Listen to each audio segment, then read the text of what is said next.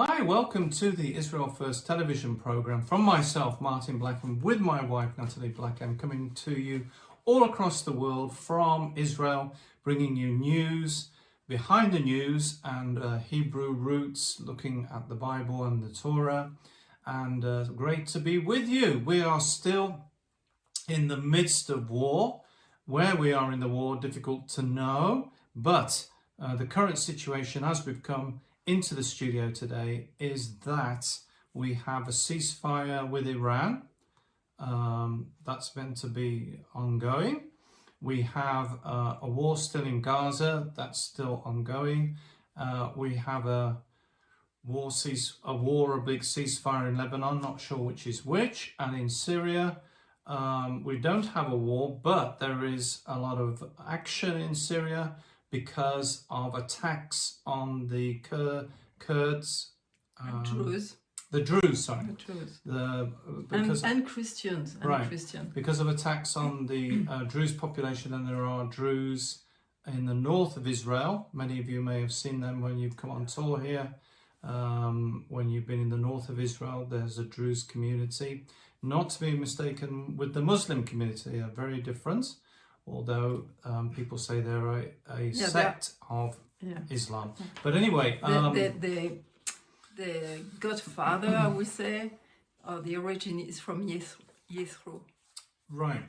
So... and the community, maybe it's important for people to know, this Jewish community, they are about 1.5 million Jews all around the world, but the most is in Syria, then in north of Israel, and also some in Lebanon. Right, and the Druze take a very active role normally in Israeli society. Many of them are fighting in the IDF, the Israeli army, so they are a very big part of the community. And they're standing with Israel. And they are being attacked in Syria, and so Israel is doing some action to protect them. Not really a war. And by the way, Syria isn't really Syria anymore. Syria was Syria. Before, it was a country with a capital and outskirts, but since the civil war, it divided up anyway. And since the removal of their president, now it's... now it's really just regions and different groups that control different regions, even though in the center there is a kind of a Syrian regime in the center on the capital, but really it doesn't control the rest of the country, so it's really kind of different districts or caliphate, some people say. Now, censorship. We want to talk about censorship, Nathalie, in the program today. We are being censored in different areas, the media, and indeed in London they're going to be having a conference, a freedom media conference, because of censorship and because of the fact that the mainstream media is not bringing you 100% of the news. It's not bringing even 1% views sometimes, but now... And they don't really explain anything for the people, so they can't really understand what's happening, even if you hear news. So censorship, we want to talk about censorship and what's happening in Israel with censorship. We have had major censorship of the media, really, in the past, over the military maneuvers in Israel. But now, since COVID over everything, and since the war, it's been very difficult because of media restrictions as to what you can do.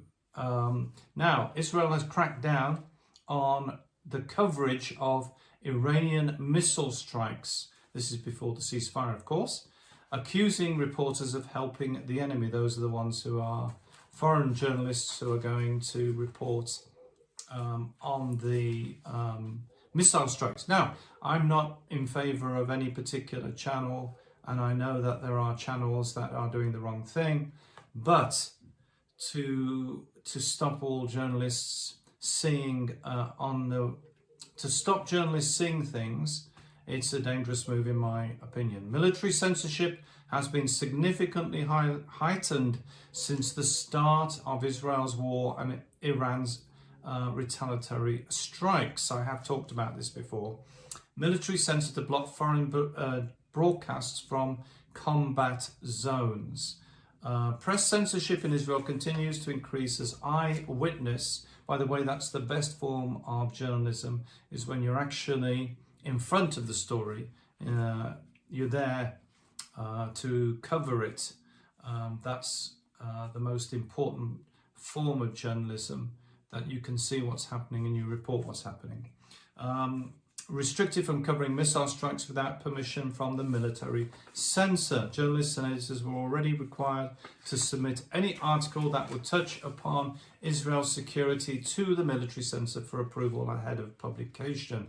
One of the requirements of being a journalist in Israel is that you sign the military censor form, which means that if you're covering any stories regarding the military maneuvers, or a war situation, then you do have to have your story anyway, even before, checked for ahead of publication or broadcast. It has been decided that foreign journalists will be required to obtain prior approval from military for military censorship for any broadcast during combat. In a joint statement from the Communications Minister and the National Security Minister, it was announced that foreign journalists wishing to broadcast from combat zones or missile impact sites will be required to obtain prior written approval from the military censor. One of the difficulties, of course, of this is if you're broadcasting live, how do you get permission? I suppose one of the back team of the back phones them, but I really think it's a very difficult thing. According to the directive, any live or recorded broadcast without the appropriate approval will be considered a criminal offence, so it's very serious. And a violation of censorship regulations, you could lose your accreditation. Following this, the head of the government press office, Nitzan Chen, issued an official notice to the media which stated the GPO clarifies today that any live or recorded broadcast from a combat zone or missile impact site requires prior written approval from the censor, the military censor, prior to regarding the location, the way it's described before the broadcast is made. After receiving written approval from the censor, there is no obstacle to broadcasting live or recorded, all according to the approval received from the censor. Under the existing regulations, as I mentioned, the military censor has the power to halt publication or broadcast if there is a near certainty that real damage will be caused to the security of the state. Now, I should say that the issue of censorship for military purposes is obviously a sensitive one, and you can see both sides. However, you can understand the state wanting to protect military secrets, etc., and that's very clear and obvious to everybody.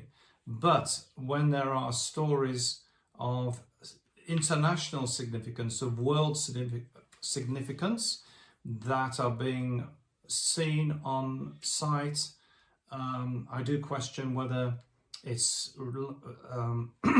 viable to start checking everything with a military censor as you're trying to broadcast it. It is a very tricky situation, and that affects us, because if we wanted to go out and look at a missile site, if there was one nearby, for example, we would have to, even if we didn't broadcast, or even if we didn't do a written article, we still have to get permission, because we're going on site of a missile strike. That's what it says under the regulations. So it is affecting all journalists, and censorship, we know, is around the world. We're having many reports from the United Kingdom of censorship, in the United States of censorship, so we know that it's a big issue. But the freedom of speech is so important, Nathalie. Now, we also know that in Gaza they've been having problems, And I just want to say at the outset, if you want to know what's going on in Gaza, you obviously have to have somebody on location. And Israel has blocked all foreign journalists from Gaza. If you see a journalist in Gaza, I'm not really sure how they got there. Or, I mean, they do have local people who report for the media. For Hamas. But the trouble is, if you're a local person, even if you don't support Hamas, it's very difficult, because how on earth can you broadcast from that area when everybody doesn't like you? Now, the High Court has delayed a ruling on an appeal for access to Gaza, which includes the BBC. Attorneys appealing on behalf of the Foreign Press Association of Israel stressed the significance of press coverage of first-hand testimonies in Gaza. They say the ban is harsh and reasonable and disproportionate. Since 2023, this was after the October the 7th terrorist attacks in the south of Israel, the Foreign Press Association, representing journalists from 130 different media outlets, that's quite spectacular really, as I say, including the BBC, has been holding proceedings in the High Court of Justice in Israel, demanding that the Israeli government allow foreign journalists into Gaza with no avail. So just to explain what happens on the ground. If you're a foreign journalist, if you can get into Israel and you're here working and you have an office or a studio, and if you can, then you have to travel, because the Gaza is in the south of Israel, so it's a journey from Jerusalem or Tel Aviv, wherever you are based. And then if you can get to the border of Gaza, that's as far as you can go. For example, Sderot in the south, or that area. I think even, Nathalie, that's a military zone around there. I have a feeling. And journalists Yeah, it's on and off, open right. and closed. Journalists aren't allowed into military zones anyway, which you can understand. I mean, you know, it could be dangerous for the army if you get into trouble and they have to come and rescue you, or for the journalist, it could be trouble if you get injured. So that's just how it is. But you can't get into you can't access the Gaza Strip, which normally there are at least two borders, I think. One in the very south of Israel, and then one, I think, further down towards the Egyptian border. Now, so it means you can go right up to the fence, sort of, but even now I'm not sure you can go, but I don't think you can even get near the fence because of the military zones. We were, Nathalie and myself, able to access, we were in the south of Israel after October the 7th, and even then there were military checkpoints, and there were signs saying you're approaching a military zone, and this was in near the Gaza border. It wasn't in Gaza, but even going close, you start to run into things. Now, I say all of that to say this: I did get a message. We did get a message saying what's happening in Gaza. Well, very difficult to know if you can't actually get there. You can only know from the films that are sent out, from photographs that are sent out. But even that's very difficult, because the people are altering the films. Some of the films aren't even real. So it's no, right. AI start to work very hard. Yeah. We saw some people really who are clever, who are intelligent, and they were looking at something which was like obviously AI. Right. And it was like with a poor little boy who was malnourished, and I'm like, this is not the reality of there. There is so many trucks. If you look at the number of trucks who are going over there is the highest all around the world of people who are asking for help and receiving help, and it's like ongoing all the time. So it's not the people themselves who are, some people can't eat because Hamas is hijacking all the ads because they are selling it and they are making money with it. So this is roughly the big story that Hamas, I don't know how much it is now because so many have been or killed, or usually killed. And if the top is gone, the one at the bottom of Hamas don't really know how to do it. But it's when you see the real thing that's happening over there, there is a jungle, Right. and you have the trucks who arrive, and suddenly Hamas come and hijack them, most of them, not all of them. And it's because of that America came to be able to do the distribution, which is not always working, and they want the Americans to go out. Now we don't really have some news so much like the latest Right. about America helping for the aid. So it's a hot potatoes again, politically, and they are keeping it like that. Right. So this is where we're at. But So- there is a lot of people all around the world who are famished, and the people in Gaza, they are persecuted. I mean, they are like they can't live. Hamas, by the way, maybe you can't remember, but the name Hamas in Hebrew means violence and robbers, which is very interesting because they gave themselves this name. We didn't give them the name; they gave themselves this name, and it's kind of self-evident what's happening over there. Yeah. But the main media is not speaking about it. The main media is not giving you the real news. They are giving you what they want you to know. We do know ourselves that there is action going on in Gaza because there's booms, even where we can hear them from where we live. So we know that there is things taking place. And they're working out in for Gaza. some people from Hamas to move out of Gaza, to move out of Gaza. And there is some countries who are going to take some. Welcome. I won't like to have them as neighbors, but if people want them, fine with me. Is really, if you look, So- the real perspective is really a mess. So Gaza is really a bit like Syria. It's broken up now into different. I mean, really, in a way, it was like that a bit before. I mean, that's why Hamas had to. I mean, I think we need to give the perspective, Right. the Bible perspective of what's happening, because we're in the last days, as we say, for many years. But like you can see how we go more and more in that. And so we know at the end of the time, before the redemption, before the millennium, we can see the fight between Ishmael and Edom. And Edom is Esau, is Rome, is the Western world, and there is a clash of civilization between Islam and the Western world. And is what we're seeing, and not just where we are here.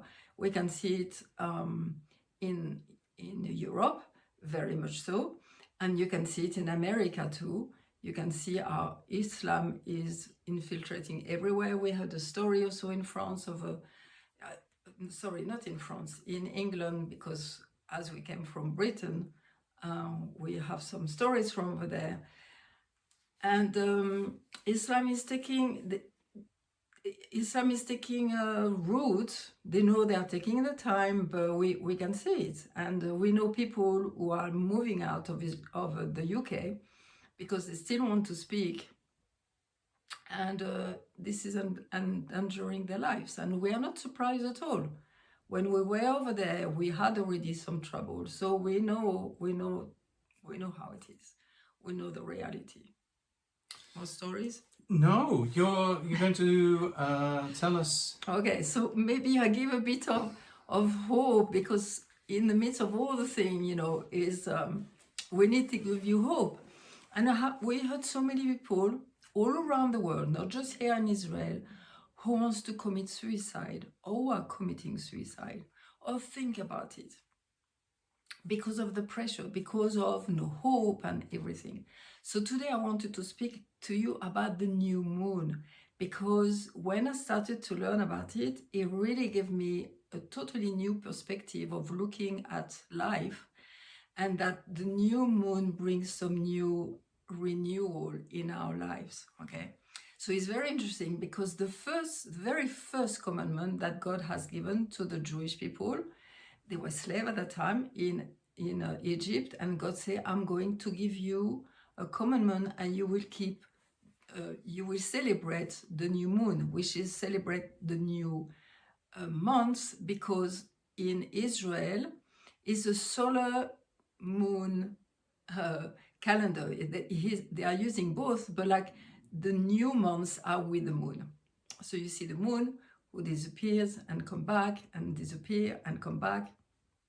So you see a cycle, and this cycle is to show that we can always renew things in our lives. So this first commandment that God is giving is like, when you think they were slave in Egypt, where you are slave, time doesn't belong to you. Time belongs to your master. And suddenly God said, I'm taking you out of Egypt. You are going to be free, people. Freedom is coming. And so because you are going to be free, I'm going to give you a calendar that you can carry, because time is going to be in your hand again. Which is very interesting, because when you see Shabbat, he's God who organized Shabbat. I mean, it's like, it was the seventh day, okay? But the new moon is the Jewish people who were putting it in place. So for me, again, it's so very interesting to see that God, he's doing certain things, but he wants us to be also co-creator with him, that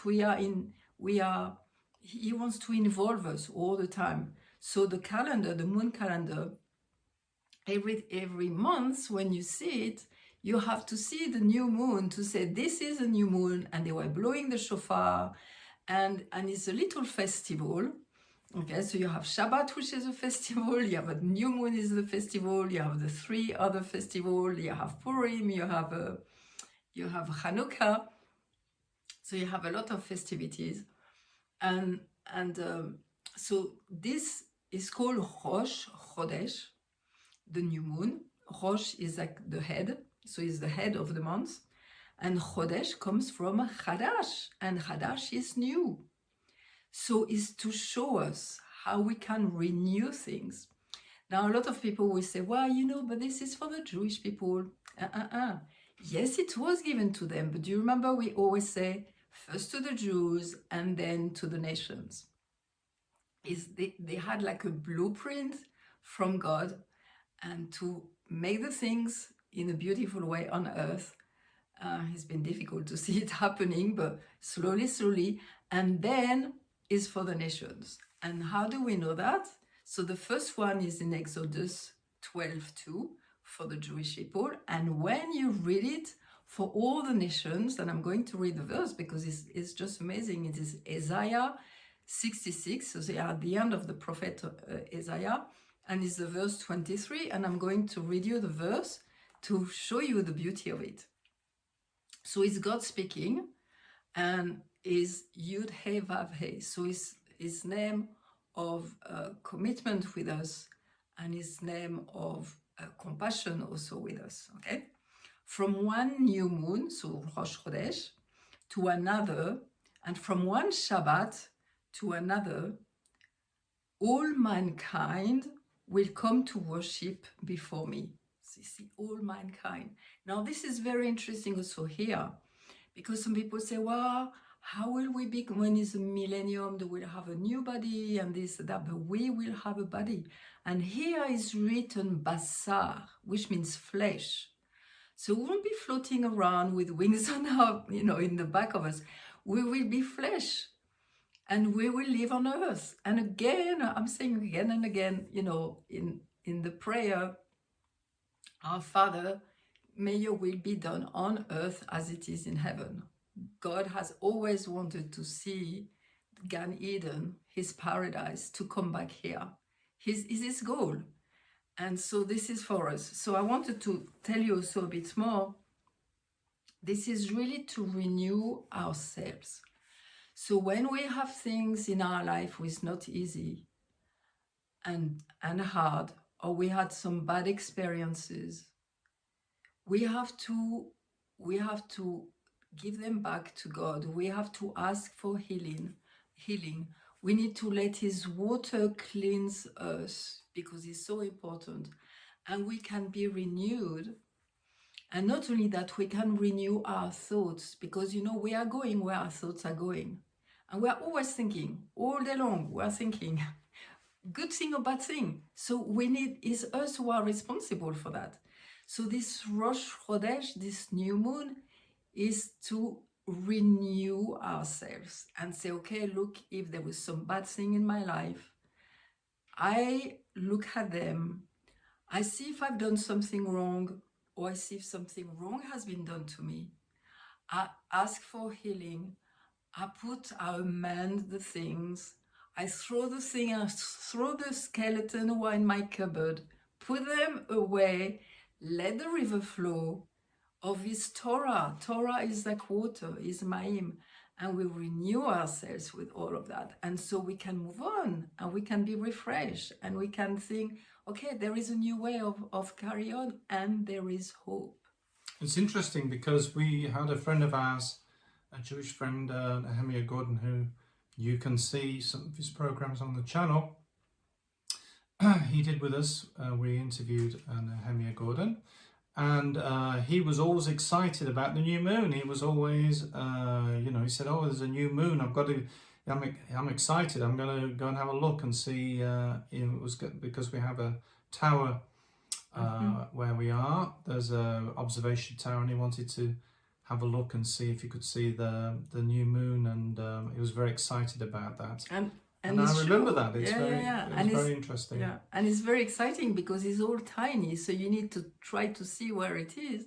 And when you see it, because there is one day where it's like it's not the moon really finished, so there is no moon, and suddenly you see a tiny bit of it, and they were blowing the shofar to proclaim it. And thank you so much for joining us today. Thank you so much to everybody who is standing with us, financially supporting us.